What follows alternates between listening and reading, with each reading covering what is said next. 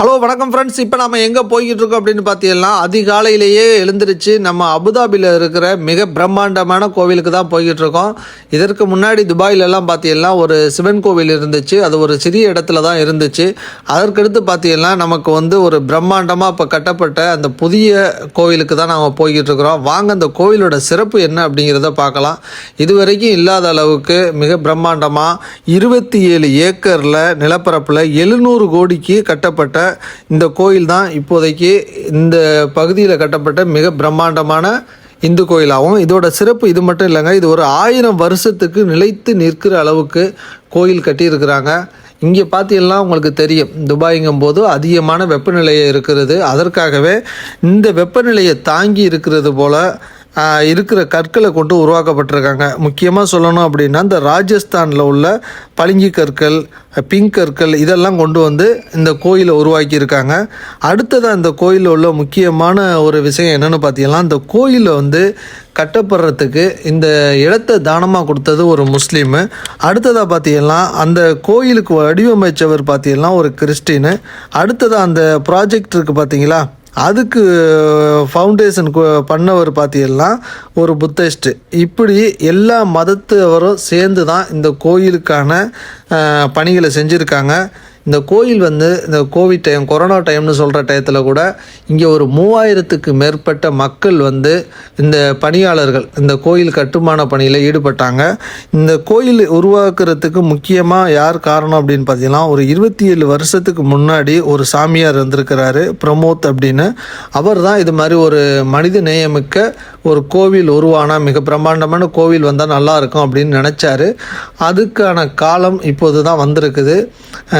பாரத பிரதமர் மோடி அவர்கள் வேண்டுகோளுக்கு இணங்க அபுதாபி அரசு அவர்கள் கோரிக்கையை ஏற்று இந்த இடத்த அவங்களுக்கு தானமாக கொடுத்து கட்டிக்கங்க அப்படின்னு சொல்லியிருக்கிறாங்க. இந்த கோயிலில் இன்னொரு முக்கியமான விஷயம் என்னென்னு பார்த்தீங்கன்னா, இந்த கோயிலுக்கு எல்லா மதத்தினரும் பார்க்கலாம், வழிபடலாம் அப்படிங்கிறது ஒரு சிறப்பான விஷயம். இந்த கோவில் இப்போ கற்களில் பார்த்தீங்கன்னா ராமாயணம், மகாபாரதம் இப்படிப்பட்ட அந்த திருவிளையாடல் போன்றதை குழந்தைகளுக்கும் பார்க்குற அளவுக்கு அதில் செதுக்கியிருக்கிறாங்க. அதே ஒரு ஆச்சரியமாக இருக்கும். பாருங்கள், இப்போ நம்ம போயிட்டுருக்குறோம், கொஞ்சம் துபாயிலேருந்து நம்ம போயிட்டோம் அப்படின்னா அந்த கோவிலோட கண்கொள்ளா காட்சியை பார்க்கலாம். வாங்க எங்கள் கூட சேர்ந்து நீங்களும் பார்க்கலாம். இந்த கோயில் அப்படிங்கிறது துபாயிலேயே, யுஏஇலேயே பிக்கஸ்ட் ஹிந்து டெம்பிள் அப்படின்னு சொல்கிறது இந்த கோயில் தான். நம்ம நார்த் இந்தியா இதில் கட்டியிருக்கிறாங்க. அந்த கற்கள் எல்லாம் பார்த்தீங்கன்னா ஒரு ஆச்சரியமாக இருக்கும். பழைய காலத்தில் கோயிலெல்லாம் எப்படி இருந்துச்சு அது மாதிரி கட்டியிருக்கிறாங்க.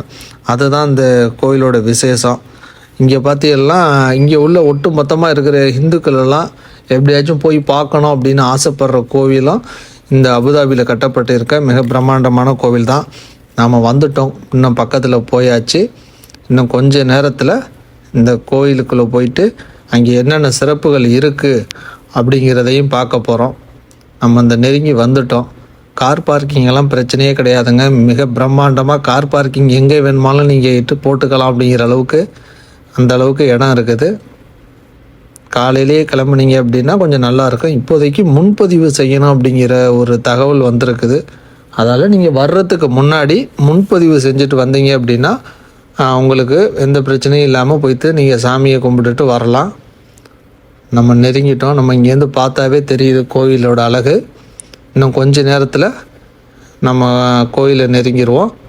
அதற்கடுத்து இப்போ நம்ம கோயிலில் உள்ள சிறப்புகள் என்ன அப்படிங்கிறதையும் பார்க்கலாம். நாம் இப்போ கோயில் பக்கத்தில் வந்துட்டோம். இந்த கோயிலில் ஒரு சிறப்பு என்னென்னு பார்த்தீங்கன்னா, துபாய் அப்படின்னு சொல்கிறத விட யுஏஇ அப்படின்னா 7 எமிரேட்ஸ்னு சொல்லுவாங்க.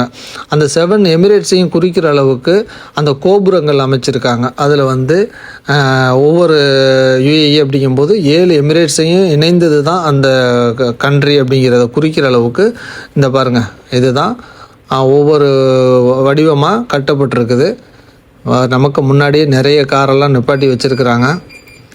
எல்லாம் வரிசையாக கோயிலுக்கு போய்கிட்டு இருக்கிறாங்க. அடுத்ததாக இங்கே மிகப்பெரிய அளவில் கல்யாணம், திருமணங்கள் செய்கிறதுக்கு திருமண மண்டபங்கள்லாம் இருக்குது. இங்கே நிகழ்ச்சிகள் எந்த ஒரு நல்ல நிகழ்வாக இருந்தாலும் இங்கே நீங்கள் செய்யலாம். நம்ம கார் பார்க்கிங் போட்டுட்டு அப்படியே ஒரு ரவுண்டு பார்த்தோம். என்னடா அது இந்த அளவுக்கு கார் போட்டு வச்சுருக்காங்களே அப்படின்ட்டு. வரிசையாக எத்தனை பேர் வந்தாலும் கார் பார்க்கிங் இருக்கு. அபுதாபி ஹிந்து டெம்பிள் தான் வந்திருக்கிறோம். இங்கே பார்த்தீங்க அப்படின்னா இதான் கார் பார்க்கிங். 700 கோடியில் 27 ஏக்கர் நிலப்பரப்பில் இந்த கோயில் கட்டப்பட்டிருக்குது. வாங்க உள்ளருக்கு போய் பார்க்கலாம். வாங்க, நம்ம இதான் என்ட்ரன்ஸு கோயிலுக்கு போகிறதுக்கு. வரிசையாக எல்லாரையும் அனுப்பிவிட்டுக்கிட்டு இருக்கிறாங்க. அப்படியே வரிசையாக போனோம் அப்படின்னா நம்ம அந்த நல்லிணக்கம் அப்படின்னு தமிழ்லையும் எழுதியிருக்கு பாருங்கள், அதான் மெயின். இப்போ நீங்கள் பார்க்குற இந்த நல்லிணக்கம் அப்படிங்கிறத ஒரு 40 மொழிகளில் இங்கே எழுதியிருக்கிறாங்க. இப்போ நீங்கள் பார்த்துக்கிட்டு இருக்க இந்த தண்ணீரெல்லாம் எங்கே இருந்து வருது அப்படின்னா, நம்ம வந்து கங்கா, யமுனா, சரஸ்வதி ஆறுகளெல்லாம் சொல்லுவோம்ல, அந்த ஆறுகள்லேருந்து தண்ணீரை கொண்டு வந்து இங்கே நிரப்பி வச்சுருக்கிறாங்க. இப்போ அதில் வந்துக்கிட்டு இருக்க தண்ணீர் எல்லாமே சுத்தமான கங்கா, யமுனா, சரஸ்வதி இப்படி சொல்கிற அந்த ஆறுகள்லேருந்து கொண்டு வந்து இங்கே கொண்டு வந்திருக்கிறாங்க.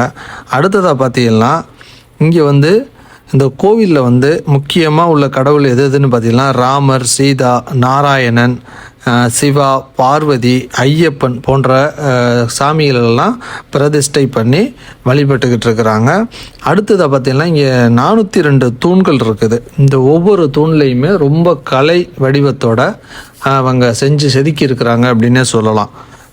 இப்போ இங்கே உள்ள காலகட்டத்துக்கு இவங்களோட ஒட்டகத்தை கூட அது செதுக்கி இருக்கிறாங்க. அந்த அளவுக்கு பழைய காலத்தில் நம்ம கோவிலெல்லாம் எப்படி கட்டினாங்க அந்த அளவுக்கு கட்டியிருக்கிறாங்க. ஆச்சரியமாகவே இருக்குது. இந்த அளவுக்கு இருக்குதே, அதுவும் நம்ம வந்து வெளிநாட்டில் வந்துட்டு நம்ம ஊரில் இருக்கிறது மாதிரியே ஒரு இதை கொடுக்கறது. பாருங்கள் எவ்வளோ மக்கள் வந்திருக்காங்க அப்படின்னு பாருங்கள்.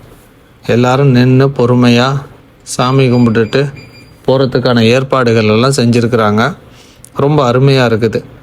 வாங்க மேலே கோயிலுக்கு அப்படியே நடந்து போய் பார்ப்போம். நமக்கு முன்னாடி நிறைய பேர் போய்கிட்டும் வந்துக்கிட்டும் இருக்கிறாங்க. அவ்வளோ அருமையாக இருக்குது. ஏன்னா யாருக்குமே இது போல் ஒரு தனியாக நம்ம ஊரில் கோவில் சாமி கும்பிட்றது மாதிரி ஒரு ஃபீல் இல்லையே அப்படின்னு ஃபீல் பண்ணிக்கிட்டு இருக்கவங்களுக்கு இப்படி பிரம்மாண்டமாக கட்டியிருக்குது பயங்கர ஆச்சரியமாகவே இருக்குது.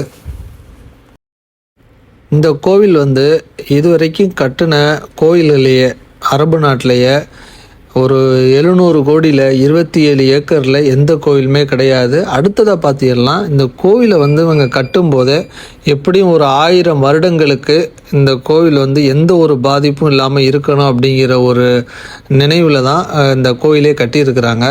இந்த கோயிலில் வந்து இந்த சிற்பங்களெல்லாம் பாருங்களேன் எவ்வளோ அழகாக வடிவமைச்சிருக்காங்கன்னா, அந்த காலத்தில் வந்து கட்டியிருக்கிறது போல் முடியுமா அப்படிங்கிறத கண்டிப்பாக மறுபடியும் முயற்சி பண்ணலாம் அப்படிங்கிற அளவுக்கு அவ்வளோ அழகாக கட்டியிருக்கிறாங்க. அடுத்ததாக பார்த்தீங்கன்னா பக்கத்துலேயே திருமண மண்டபமும் இருக்குது. இங்கே நம்ம போகிற டயத்தில் யாருக்கோ மேரேஜ் நடந்துக்கிட்டு இருந்துச்சு. அப்படியே ஒரு ஃபோட்டோ வீடியோவும் எடுத்துக்கிட்டோம். நிறைய பேர் நின்று பார்த்துக்கிட்டு இருந்தாங்க. இதுபோல் நிகழ்வுகள் நடக்கிறதுக்கும் இந்த கோயில் பக்கத்துலேயே எல்லாமே அமைச்சிருக்கிறாங்க. நம்ம ஊரில் இருக்கிறது மாதிரி கோயில், திருமண மண்டபம் எல்லாமே பக்கத்துலேயே இருக்குது. அதால் மக்கள் ரொம்ப சந்தோஷமாக இருக்கிறாங்க. மறுபடி கல்யாணம், ஒரு சுப காரியங்களுக்கு வந்து நம்ம ஊருக்கு தான் போகணும் அப்படிங்கிறது இல்லாமல் இங்கே வந்து பண்ணலாம் அப்படிங்கிற அளவுக்கு ஒரு அருமையான இடமா இருக்குது. இந்த இதில் பார்த்திங்கன்னா யானை அந்த இது வடிவமைச்சிருக்காங்க பார்த்தீங்களா. இதில் வந்து இந்த சிற்பங்களில் ராமாயணம், மகாபாரதம், அடுத்தது ஒவ்வொரு இதுலேயுமே அந்த வரலாற்றை வந்து நினைவுபடுத்துறது மாதிரியும் அந்த குழந்தைகளுக்கு ஈஸியாக புரிகிறது மாதிரியுமே அந்த சிலைகளெல்லாம் செதுக்கியிருக்கிறாங்க. இங்கே உள்ளதுக்கு ஒட்டகத்தையுமே அந்த சிலையாக வடிச்சிருக்கிறாங்க. இங்கே இப்போ வந்து வருங்கால சந்ததிகள் வரும்போது இது போன்ற சம்பவங்கள் ராமாயணம், மகாபாரதம் அப்படிங்கும்போது அவங்களுக்கு ஈஸியாக சொல்லி புரிய வைக்கலாம் அப்படிங்கிறதோட எண்ணமாக இருக்கலாம். இது போல் செஞ்சுருக்கிறாங்க. கொஞ்சம் அவங்களுக்கு பார்க்கும்போது ஈஸியாக புரியும். அப்படியே பாருங்கள் எவ்வளோ அழகாக இருக்குதுன்னு இந்த கோவில். பிரம்மாண்டத்தின் பிரம்மாண்டம் தான் அப்படின்னே சொல்லலாம். ஏன்னா நம்ம இது போல் ஒரு கோவில் நம்ம இப்போதைக்கு எங்கேயுமே நம்ம போகலை. அதாலேயே இந்த கோவில் கட்டுறதுக்கு அப்புறமே மக்களோட வெள்ளம் போல் அலைகடல்னு திரண்டு வந்துக்கிட்டு இருக்கிறாங்க இந்த கோயிலுக்கு போகிறோம் அப்படிங்கிறதுக்காண்டி. ஏன்னா நம்ம நார்த் இந்தியா சைடு தான் இது மாதிரிலாம் இருக்குது அப்படிங்கிறது அதே வடிவத்தில் கட்டியிருக்கிறாங்க. நாங்கள் இந்த கோயிலுக்கு வரும்போதெல்லாம் எந்த ஒரு முன்பதிவுமே கிடையாது. நேரடியாக வந்தோம் அபுதாபிக்கு. கோயிலுக்கு வந்து பொறுமையாக இருந்து சாமி கும்பிட்டுட்டு வந்தது மாதிரி இருந்துச்சு. இப்போதைக்கு பார்த்தீங்கன்னா மக்கள் வந்து அதிகமாக வர ஆரம்பித்ததுனால அவங்களுக்கு வந்து இந்த கூட்டத்தை கண்ட்ரோல் பண்ண முடியலை. என்னடா அது இந்த அளவுக்கு வர்றாங்களே அப்படிங்கும்போது இப்போதைக்கு அவங்க என்ன பண்ணிட்டாங்கன்னா, அவங்க இந்த வெப்சைட் கொடுத்துட்டு இந்த டைமிங்கில் எப்பப்போ வர்றீங்க அப்படின்னு முன்னாடியே நீங்கள் பதிவு பண்ணிவிட்டு வாங்க. அப்போ தான் உங்களுக்கு வர்றவங்களுக்கு எல்லாம் சாமி கும்பிட்றதுக்கும் மற்றவங்க வந்துட்டு ரொம்ப நேரம் வெயிட் பண்ணிவிட்டு இருக்க வேண்டியதில்லை அப்படிங்கிறதும் அவங்களுக்கு புரிகிறது மாதிரி கொடுத்துட்டாங்க. அதால் இப்போ மக்கள் எல்லாமே வர்றதா இருந்தால் நேரடியாக வர முடியாது. முடிஞ்ச அளவுக்கு முன்பதிவு செஞ்சுட்டு வந்தீங்க அப்படின்னா இந்த கோயிலை பார்த்துட்டு சாமி கும்பிட்டுட்டு நீங்கள் பொறுமையாக போகலாம். அபுதாபியில் இருக்கிற மக்களுக்கு இது வந்து ஒரு வரப்பிரசாதம் மாதிரி ஆயிடுச்சு. இப்போ நிறைய பேர் வர்றாங்க. இப்போ இந்த கோயில் பார்த்தீங்கன்னா 2019ஆம் ஆண்டு பிரதமர் மோடி அவர்களால் காணொளி காட்சி மூலியமாக அடிக்கல் நாட்டப்பட்டது. அதற்கடுத்து இதுக்கு மிகப்பெரிய அளவில் திறப்பு விழாலாம் செஞ்சு இன்றைக்கி இந்த அளவுக்கு மக்கள் வர்றது மாதிரி பண்ணியிருக்கிறாங்க. இந்த கோயிலில் பார்த்தீங்கன்னா இந்த 7 கோபுரங்கள்லையுமே அந்த 7 எமிரேட்ஸையும் குறிக்கிறது மாதிரி இவங்க இப்போ இது பண்ணியிருக்கிறாங்க. அடுத்ததாக பார்த்தீங்கன்னா இந்த கோயிலுக்கு கட்டுமான பணிக்கெல்லாம் அரசியல் பிரபலங்கள், திரைத்துறையில் உள்ளவங்க எல்லாம் நிதி உதவி பண்ணியிருக்கிறதா தகவல் வந்திருக்குது. அதனால தான் இந்த அளவுக்கு ஒரு பிரம்மாண்டமான கோவிலை கட்ட முடியுது. இந்த கோவில் பணிகளுக்கு ராஜஸ்தான், குஜராத்லேருந்து அந்த தொழிலாளர்கள் வந்து முழு நேரமாக வேலைப்பாடுகள் செய்து இந்த கோயிலை கட்டியிருக்கிறதா தகவல் சொல்கிறாங்க. இந்த கோவிலில் பார்த்தீங்கன்னா நில அதிர்வுகளை தாங்கக்கூடிய அளவுக்கும் அந்த வெப்பத்தை வந்து தாங்கக்கூடிய, இப்போ வந்து அதிகமான வெப்பம் அப்படிங்கும்போது முடிஞ்ச அளவுக்கு அதை கம்மி பண்ணி கொடுக்குற அளவுக்கும் பயன்படுத்தியிருக்கிறாங்க. ஏன்னா இந்த கோவில் வந்து நீடித்து நிற்கணும் அப்படிங்கிறதுக்காக தான் இந்த அளவுக்கு அவங்க முன்னெச்சரிக்கையாக எல்லாமே செஞ்சுருக்கிறாங்க. அதற்கு ஏற்ற பலனாக நிறைய மக்கள் வர்றாங்க. ரொம்ப அருமையாக இருக்குது. நீங்களும் இங்கே பக்கத்தில் இருந்தீங்க அப்படின்னா கண்டிப்பாக வந்து இந்த கோயிலில் பாருங்கள். உங்களுக்கும் இந்த கோயில் பிடிச்சிருக்கும்.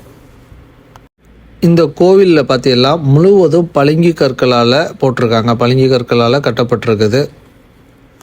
இந்த கோயிலுக்கு இத்தாலி பளிங்கு கற்களும் ராஜஸ்தானில் உள்ள கற்களும் தான் அதிகமாக பயன்படுத்தப்பட்டிருக்கு. ஏன்னா வெப்பத்தை தாங்கணும் அப்படிங்கும்போது அதற்காகவே இந்த கற்கள் அதிகமாக இந்த கோயிலில் பயன்படுத்தி கட்டியிருக்கிறாங்க. இது வரைக்கும் நீங்கள் பார்த்துக்கிட்டு இருந்த இந்த வீடியோ உங்களுக்கு பிடிச்சிருக்கும்னு நினைக்கிறேன். மறக்காமல் நம்ம யூடியூப் சேனலை சப்ஸ்கிரைப் பண்ணிக்கோங்க. மேலும் உங்களுக்கு நல்ல நல்ல வீடியோக்கள் வந்துக்கிட்டே இருக்கும். லைக் பண்ணுங்கள், ஷேர் பண்ணுங்கள், சப்ஸ்கிரைப் பண்ணிடுங்க. நன்றி.